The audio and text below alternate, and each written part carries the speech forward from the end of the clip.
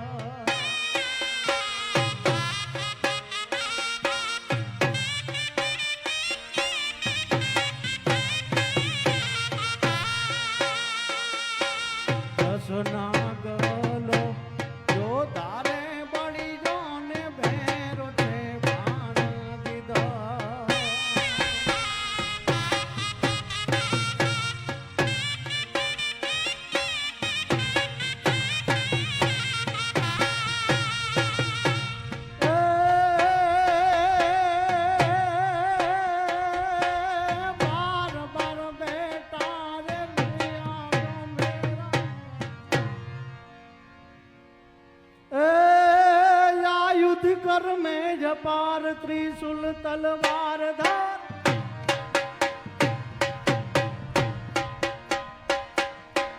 आयुध कर में जपार त्रिशूल तलवार धार अड़कनी सागर हजार कर में पड़े ए धन धन ब्रिज चमत्कार झालर को जो कान असुर को जहंकार त्रिशूल तोड़े चटकी जिनको पखाड़ चटकी मारे जबान चटकी तो बात बात घाटक भारी ए देसी चंडी उतार हर सह संतनाचार बिनबू जब बार बार पाए में पड़ी रे भाई बिनबू जब बार बार पाए में पड़ी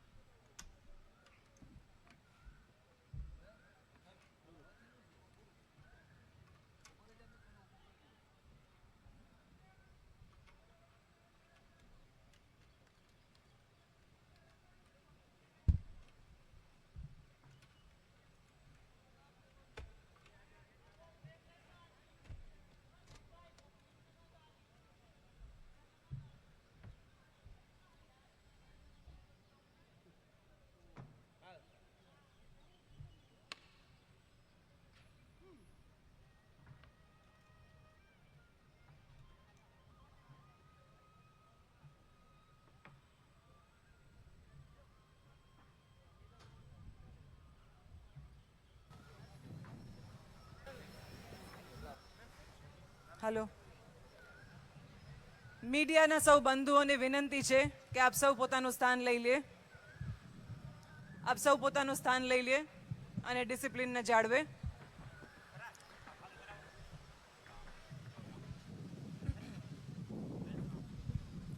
एक छोटी सी रिक्वेस्ट सभी दोस्तों से कि स्टेज के आगे का हमारा जितना भी पार्ट है आप उसको थोड़ी देर के लिए खाली कर दें।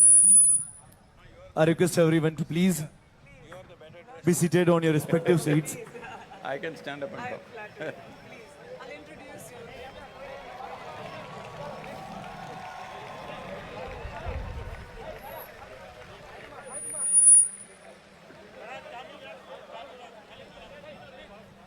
मैं एक छोटी सी रिक्वेस्ट आप सभी से करना चाहूंगा। आप सभी अपनी अपनी जगहों पर अपना स्थान ले। दोस्तों आज जामनगर शहर के लिए एक ऐतिहासिक दिन है। This is the golden day for Jamnagar city. हमारे हिज हाइनेस जाम साहब बापू की ओर से उनके रिप्रेजेंटेटिव के तौर पे श्री एकताबा सोढा की ओर से आप सभी का स्वागत है। And today we have the legendary Sadhguru with us everyone. जोरदार तालियां हो जाए एवरीवन।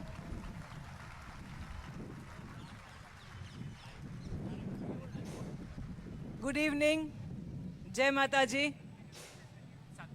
આપ સૌનું અહીં જામ સાહેબના આંગણે પ્રતાપ વિલાસ પેલેસમાં ખૂબ ખૂબ સ્વાગત કરું છું.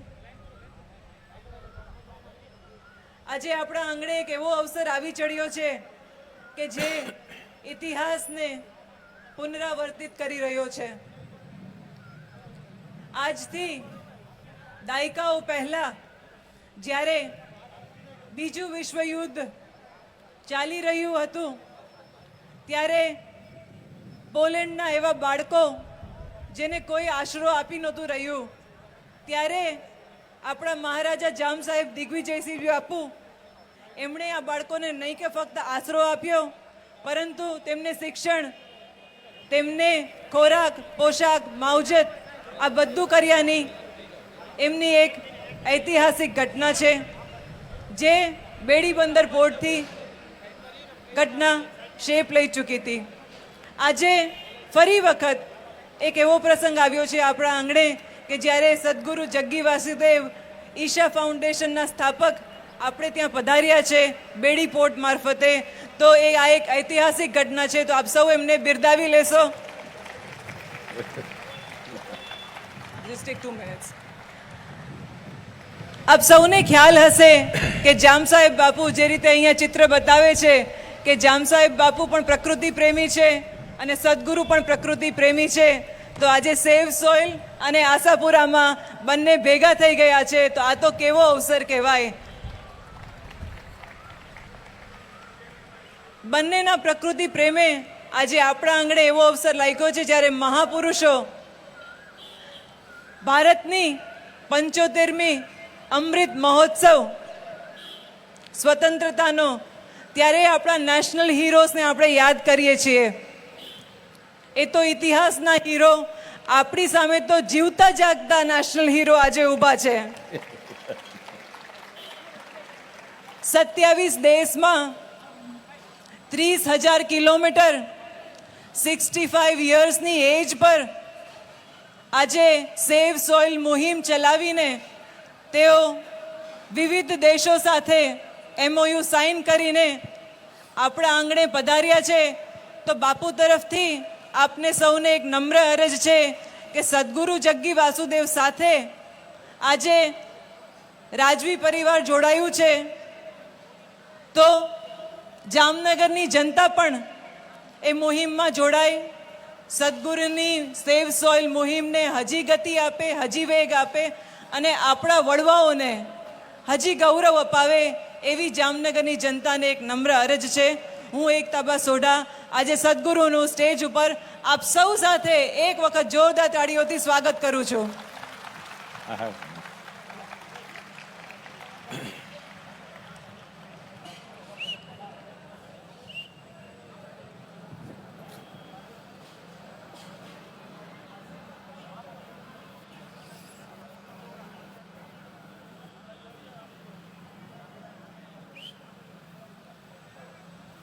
कालो न जानाति तव जननं, कालो न जानाति तव समापनं, दृष्टो मया तव महाकारः योगेश्वर काल काल, योगेश्वर काल काल. Namaskaram to everyone. Wow, it's my fortune that the first step that I take in the sacred land of Bharat is in Jamnagar, as Ektaji was mentioning that when the whole world rejected these children from Poland, the same people who fought wars with them, rejected the children. It is here, the compassion of Jamnagar, which accepted these children and gave them a life. So this is the highest level of expression of humanity, which is what we need today. We have divided the world in the name of nations, in the name of race, religion, caste, creed. In how many ways we have divided the world? If we do not understand what is the all-unifying cosmic consciousness, at least everybody can understand that we all come from the same soil, we are all living off the same soil. When we die, we all go back to the same soil. No matter what is your religion, no matter what is your caste, no matter what is your nationality, you go back to the same soil. So Save Soil is not only an ecological movement, it is also a way of bringing human beings together, because as human beings, we have reached such a powerful status that we are even capable of destroying this world many times over. That is the kind of capacity we have. When we have such capacities, when we have such capabilities, it becomes extremely important that we find common factors between us. Rather than picking for differences, it is important we find common factors, and the common factor is definitely soil. Nobody can deny soil is a common factor for all of us. If we get it now, it'll be wonderful. Otherwise, one day when we are buried, anyway we will get it, that we all come from the same soil. It's best to get it now and transform this possibility. This has become a necessity. Who would ever think, 100 years ago, who would ever think that soil has to be saved?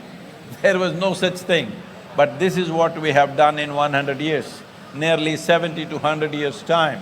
We've brought the world to a place where we are talking about soil extinction, that actually soil is moving towards extinction. What extinction means is, a handful of soil, fertile soil, will have 8 to 10 billion organisms. But today, those organisms are dying at a rate that you can't imagine. 27,000 species are dying per year. At this rate, in another 25 to 40 years' time, we will come to a place where we will not be able to grow much on this land, and our populations will be well over 9 billion people.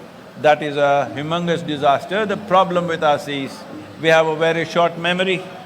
Just 70 years ago, we used to have terrible famines in this country.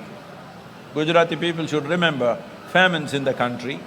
There used to be terrible famines. As all of you know, 1942, the Bengal famine took 3.2 billion people… 3.2 million people in 4 months' time. When I say famine, you must understand, famine is the worst way to die for a human being, because it's not like war, somebody is going to shoot you.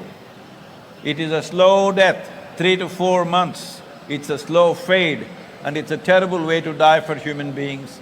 That was happening everywhere in the world at one time. We got organized enough to overcome that. But once again, the entire world is driving towards a famine in the next 25–30 years' time. This is why Save Soil is very important. I will not go into the details of how to save soil, what to do, but right now the important thing is, we must understand, governments are not elected to do something fantastic. Governments are elected just to fulfill people's mandate. Where is people's mandate for long-term well-being of the nation? In which country have people stood up and said that we are concerned about the long-term well-being of the nation or our children? Everybody is asking for little things. They're asking for tax rebates, they're asking for this discount and that discount. I'm sorry. And they're getting it. It is time that at least 60% of the adult population must stand up and say we are concerned about the future well-being of the nation and the world. Because when it comes to soil, when it comes to soil ecology or organisms in the world, our national boundaries mean nothing. Soil organisms function as a global phenomena. It is very important, it happens everywhere in the world. I'm very happy to tell you that 74 nations have already signed up for Savesoil movement. And I also addressed the COP15 in Africa, and 197 parties who were there, covering 193 nations, and groups of people like European Union, Caribbean countries and Commonwealth. All of them have taken soil as a very serious thing right now. Just 4 months ago, soil was not even in the conversation. For the first time, soil has come to the conversation. I beseech every one of you, I request every one of you that you must keep the soil in conversation for the next few months till the policies are made in the world, that people should talk about soil, people should express their concern about soil. Today, every one of you have a smart companion with you. No, I'm not talking about your wife or husband. I'm talking about the phone that you have. You have a smartphone. So when you have such a powerful medium, well, you may be sending some silly messages on it, but this is a powerhouse.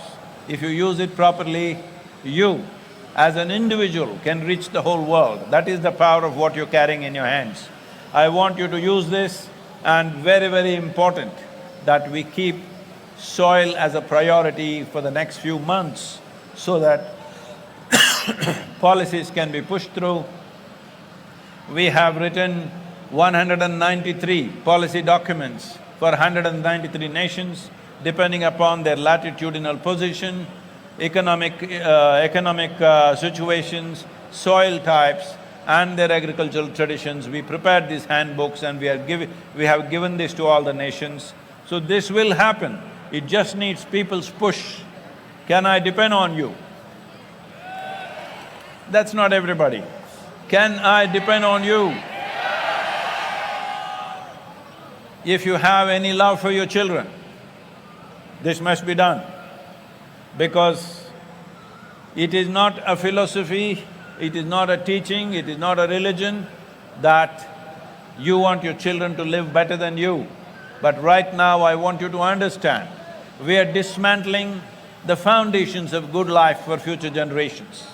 If there is no rich soil, right now India's organic content per average is 0.68%. The minimum that is needed to call soil as soil is 3%, but we are 0.68%. We are on the verge of desertification, that's where we are. So if we are really interested in the future generations, because it's intrinsic to you that you want your children to live better than you, when this is the case, how can you sleep through this? Is sleep a crime? Hello? Is sleeping a crime? No, sleeping is not a crime, but if you sleep through your life, you will be a disaster. And disasters are always worse than crimes, I want you to know this. That's what we're talking about. We have this habit of sleeping through our problems and then we enter a disastrous situation and then we grieve over it after it's over. How many times have we done it in the past?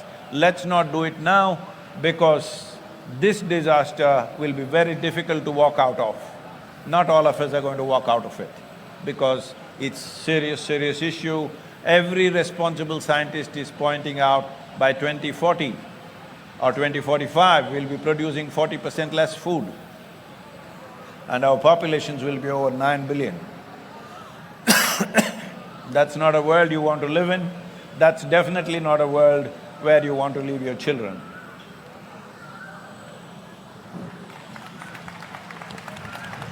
Michael.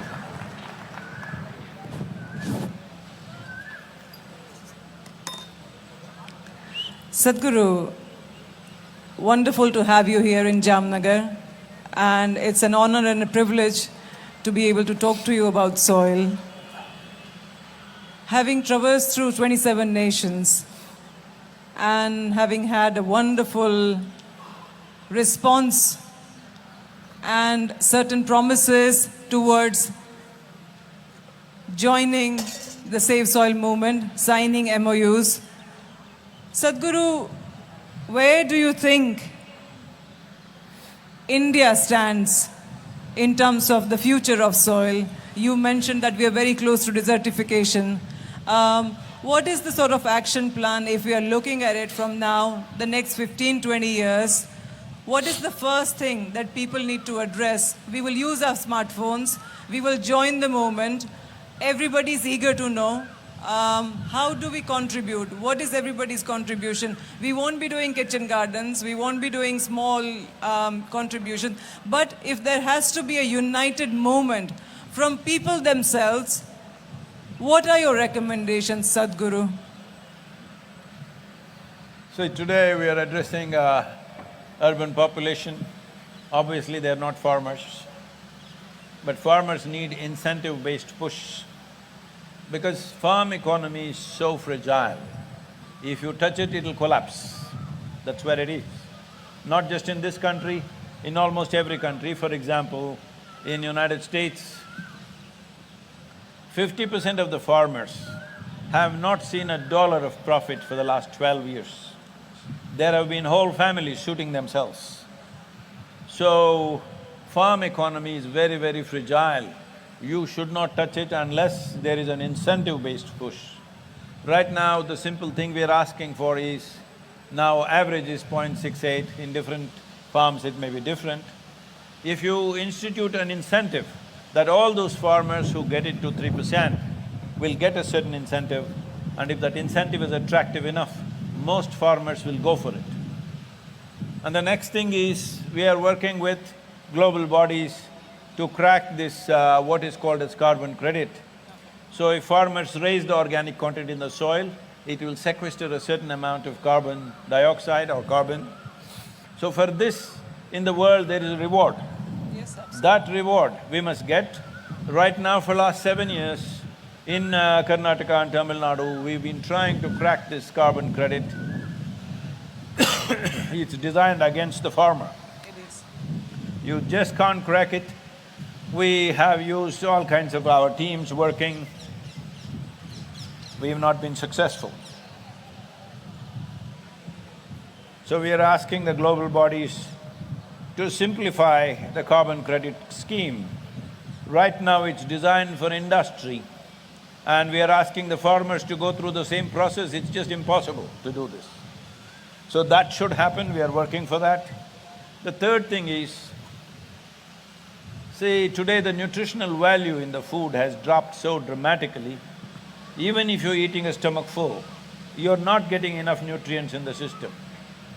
One reason why there are so many chronic ailments and there are so many psychological ailments is because micronutrients are absent in the food. Well, not much study has been done in the rest of the world, but in United States it's been found that early 20th century, what nutrients vegetables had, today's vegetables have 10% of that, 90% drop. If you ate 1 orange in 1920, today you will have to eat 8 oranges to get the same nourishment. So this is what we have done to our food. So if nutrition has to come back, organic content has to come back. So now, instead of labeling food as just organic, which is just a marketing term. See, if you say, this mango is organic, what is the other mango? Is it inorganic? There is no such thing. So if you say this mango comes from 3% organic content field, now we know how much micronutrients, what are the health benefits, what are the preventive health benefits, and many other benefits that are there for the people and the state. So it should naturally find a higher shelf in the marketplace. So for the farmer, it is a three levels of incentives. Initial incentive is by the government, second by the carbon credit scheme, third in the marketplace it must find a higher shelf. So only if there are incentives like this, there will be farmers. Right now 62% of the country's population are farmers, and we have made some kind of a survey and we find not even 2% of the farmers want their children to be farmers. So in another 25 years, who will be farming the land? If you want farmers to be there after this generation, it's important a farmer earns as much as an engineer or a doctor or an IT professional or a lawyer. He must earn as much, if not more. Otherwise, nobody will be farming in another 30 years' time. This is a dangerous situation. Very well said, Sadhguru. I think the incentives at 3 level are the ones to take note of, and absolutely moving forward, that's the way. I couldn't agree more. The next question I'd like to ask Sadhguru is that how do you deal with a mindset? Because I always find, in society, once you start something, it gets a certain momentum, everybody joins it, everybody wants to do something about it. But always after the high is over, people feel that it's somebody else's responsibility. So the urban people always feel that it's the farmer who should be producing. It's not our responsibility. We only go to the supermarket, we pick up the mangoes, we pay for the mangoes, and it's not my responsibility because I'm not directly connected to the farmer. So how do you combat that sort of mindset, urban mindset, that whole in whole, everything is connected, everything affects you? How would you address that? So if it's a problem of forgetfulness, then I think somebody asked me when I was in, Tbilisi in Georgia, somebody asked me, Sadhguru, we are forgetful, what should we do if we want to remember this? I said, it's very simple, tonight, instead of… So food comes from soil, hello? Does everybody know this? Or are you that young, you think it comes from Swiggy? No, it comes from the land. So, just one meal, just tonight, your dinner, instead of food, you just eat soil, you will never forget it. You will remember. Brilliant. Forever. I'm going to send out packets of soil after this thing is over. Everybody, please make sure you'll remember it very, very well. Sadhguru, you mentioned in the press conference, and it's a sort of heartbreaking observation as well. And it literally brings tears to eyes, whenever you fly, you take an airline flight. Out of the window, you mostly see a dry, barren land. You mentioned that Western Ghats and some of the few tidbits which are very green and sort of, nice to look at. But apart from that, flying across India, it's a very heartbreaking sight. Kaveri calling has been quite a success. How can we learn from this? And what can we do to bring back that green cover back to India? I must share this with you. Most of you would have heard of Rally for Rivers and Kaveri calling. Rally for Rivers as a movement was just 29 days. I drove from southern tip of Kanyakumari to Himalayas. In 29 days, 162 people in this country stood up and gave their voice. Because of that, a policy document we had written, which is 760-page document, was accepted as official policy. And right now, that is the recommended policy for all the 28 states. Never before in the history of this country, a private agency has written a policy which has been accepted.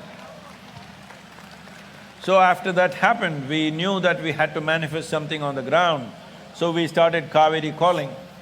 Looking at the success of Kaveri Calling, the 5 UN agencies became our partners because this is the largest program like this on the planet. There is no program this large scale happening in a meticulous way, properly documented. Kaveri Calling is one project like that. Looking at the success of this, Government of India made a detailed… Can I have something warm to drink, please? Looking at the success of this Kaveri Calling, Government of India made detailed project reports for 13 river basins. Kaveri Calling accounts for 83,000 square kilometers of Kaveri Basin and 5.2 million farmers who live and work there. So looking at this, they made 13 detailed project reports for 13 river basins, which covers 67% of India's agricultural land, or 67% of India's geography actually. Now, we have been pushing the government to act upon this. Just now when I was on the tour, when I was somewhere, I think when I was in Bulgaria, I got the news that Government of India allocated 19,000 crores for these 13 river projects. So this is the way government policy works. But to get to that point of fund allocation or budget allocation to the river basins, it took me 11 years. 11 years of constant work. So I'm saying, If you are not ready for a long haul, you can't do anything significant. This is something we must remember, and as I said, this is not somebody's teaching, this is not a religion, this is not morality or philosophy. You want your children to live better than you, that's an intrinsic feeling in every human being. If that is alive within you, you have to ensure that soil in this country is regenerated in the next 10 to 15 years' time. Otherwise, we will be heading for a very bad situation. Sadhguru, I won't keep you for long. I know you have places to go and things to do, but perhaps just one or two questions, one light and one slightly heavy, if you don't mind. What is the message for youth of tomorrow? If there is one message, a long, nice, proper message if you'd like to deliver for the youth of tomorrow, what would that be? Youth of today or tomorrow? Today and tomorrow, both. Youth of tomorrow means I have to talk to the babies. There, that guy sitting there. That is youth of tomorrow. Behind him is youth of today. Because that's who we educate, Sadhguru. We've got 10,000 kids in our schools. Yes. So that's the youth of tomorrow that we're educating. And along with me, the whole of Jamnagar and the community is joined in such a way that we would love to support you. What is the message for us? See, today, personally, children below 15 years of age, I would not like them to be worried about any concern of the future. They must eat well, play well, learn well, grow up well. See, that's a popular one. It is not for me to make them fearful that tomorrow is going to be bad. I think it's already who are adults who should do this, because it's our generation which has done this. UNFAO said something which deeply pained me, they said, the food that we are eating today, I want all of you to remember this. Tonight when you eat your dinner, the food that we're eating today actually belongs not to us, not even to these little children, belongs to the unborn child. An unborn child means the most defenseless life, but we are eating up the food of the unborn child. Are we that kind of human beings? That's all I'm asking you. Are we that kind of human beings? We'll eat up the food of the unborn child and make sure they don't have any food to eat? That is where we are going. If we remember this, we must ensure that we put this back into the earth, because soil has to be replenished. To replenish the soil, you need plant life and animal life. Without this, you cannot enrich the soil. Everybody should remember this, because machines can plow the land, machines cannot enrich the soil. Sadhguru, so we are into education here in Jamnagar. You know, under me, we run 6 schools and we got more than 10,000 kids. One of the questions that really bugs me over the years is that everything that is offered in a curriculum, I sometimes find that children are genuinely not interested. I'm not interested either. Neither was I ever. I was the worst student ever when I was in school. I was beaten up, I was thrown out of the class and all sorts of things. So genuinely I have this doubt about education and the curriculum that the government sets. But through the life of a child from the age of 5 to 20, 23, when they finish their education, I find that they're hopelessly lost because of the curriculum not doing the guiding path, the teachers being able to do something but not greatly so because of the lack of a proper directive. Sadhguru, is it not important that we redefine, it's time that we redefine education that is relevant to the 21st century, to how the world is changing, you know, how we are using social media, how we are learning through technology, and how COVID has completely sort of shifted our direction in terms of education. What would be your thoughts on that? Well, it's not about 21st century, it's not about COVID. A human being comes like this. See, there are parrots flying. When a parrot is born, it need not think, well, whether I will become a good parrot or not. If a tiger is born, it need not think whether I'll be a good tiger or not. If they eat well, they become good tigers. But that's not the way a human being has come. A human being has come largely unformed. For other creatures, I would say 90% of their life is determined by nature.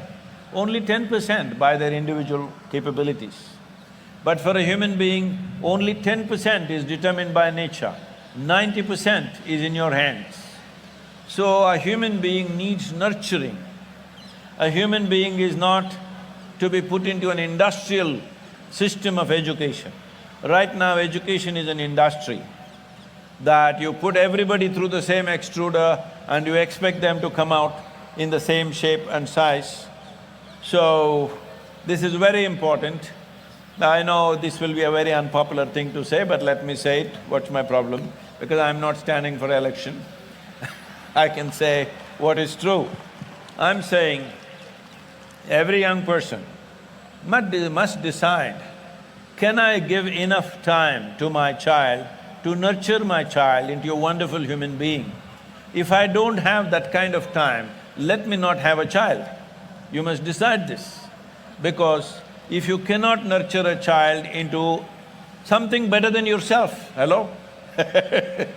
You must make your children something better than yourself. If you cannot do that, you think just by throwing them into the school something is going to happen. No, it's not going to happen. Education system, I cannot talk about it because we have such a mass of children. Transforming education system is not easy.